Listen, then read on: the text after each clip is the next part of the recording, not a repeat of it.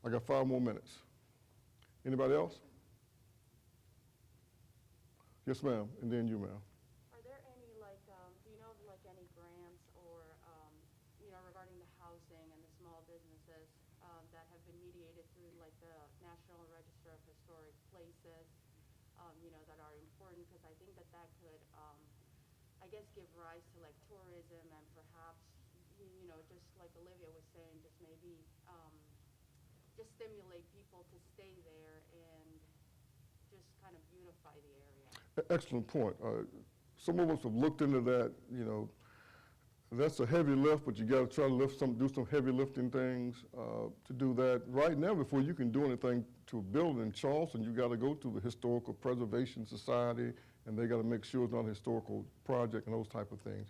Yes, the main thing that has to happen on the west side is that there has to be the creation of more single-family, safe, affordable, energy-efficient residential housing.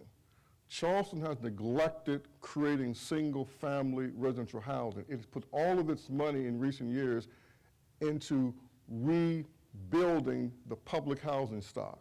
So we have a high concentration of publicly subsidized housing, a high concentration of Section 8, where you can never own that.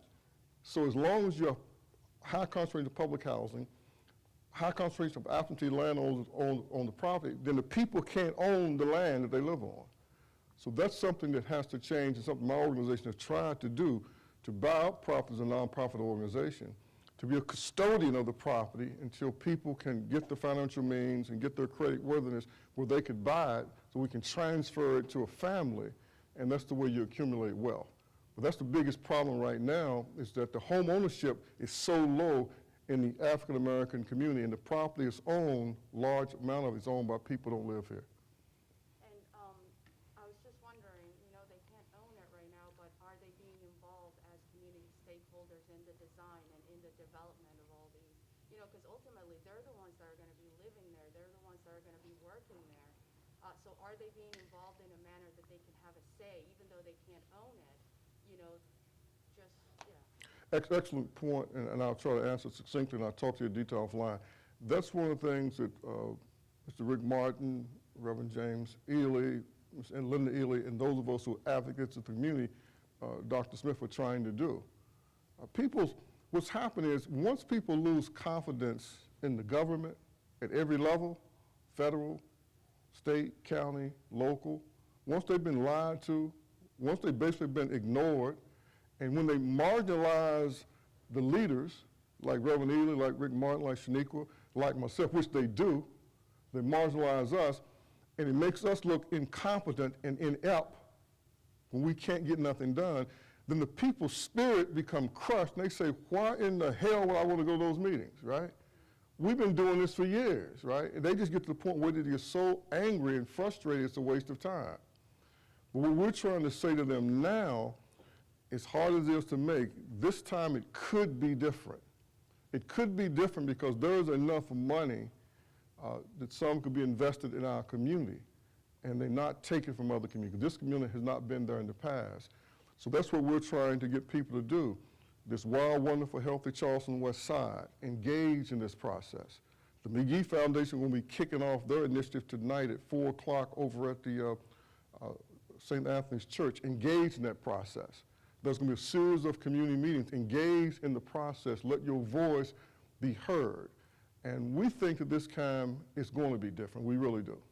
Excellent question. One more question from this young lady right here. So you had said that the water towers and the interstate going through the community dismantled, a lot of the structures there, but you said it was gentrification driven by economic. That's correct.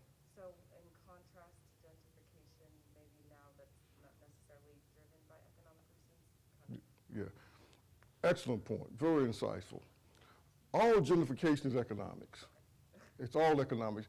But the gentrification downtown was not gentrification to repopulate the land. It was gentrification to ethnic cleanse the land and capture the land for commercial redevelopment. So all of that downtown, right, the Town Center Mall, the movie theater, the water company, the parking garages, nobody lives downtown Charleston. because they made sure they got rid of all the black people. Now, what are they trying to do now? Now they're trying to finance upscale apartments over the top of some of the vacant office building downtown.